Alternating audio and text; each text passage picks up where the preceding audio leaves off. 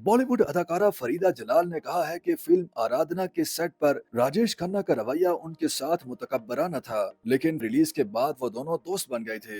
Indian express के मुताबिक बॉलीवुड की सीनियर अदाकारा और आन जहानी राजेश खन्ना ने फिल्म इंडस्ट्री में अपने करियर का आगाज तकरीबन एक ही वक्त में किया था। दोनों एक टैलेंट शो में मुश्तरका फातिह करार दिए गए, जिसके बाद दोनों को फिल्मों में काम की ऑफर्स हुई। इंडियन एक्सप्रेस के मुताबिक फरीदा जलाल ने हाल ही में दिए गए एक इंटरव्यू में राजेश खन्ना के साथ आराधना में काम को याद किया है। मज़कूरा फिल्म ने राजेश खन्ना को शोहरत की बुलंदियों पर पहुंचा दिया था। फिल्म में राजेश खन्ना और शर्मिला टैगोर लीड रोल में थे, ताहम फरीदा जलाल का किरदार भी अहम था। फरीदा जलाल के मुताबिक फिल्म के हिट होने से कबल सेट पर ही राजेश खन्ना का रवैया मुतकब्बराना था, जिसकी वजह से उनकी राजेश खन्ना के साथ झड़प भी हुई। आराधना के बाद ही वो दी राजेश खन्ना बन गए, लेकिन सेट पर वो पहले ही से बहुत मगरूर थे। आराधना सुपरहिट हो गई और थिएटर में ये फिल्म कई माह तक लगी रही। उस वक्त अगर फिल्म 75 हफ्ते थिएटर में मुकम्मल करती तो उस शहर में फिल्म की कास्ट को इस्तकबालिया दिया जाता। आराधना की कामयाबी के बाद उन इस्तकबालियों में शिरकत के लिए मुख्तलिफ शहरों के दौरों के दौरान वो और काका यानी राजेश खन्ना दोस्त बन गए।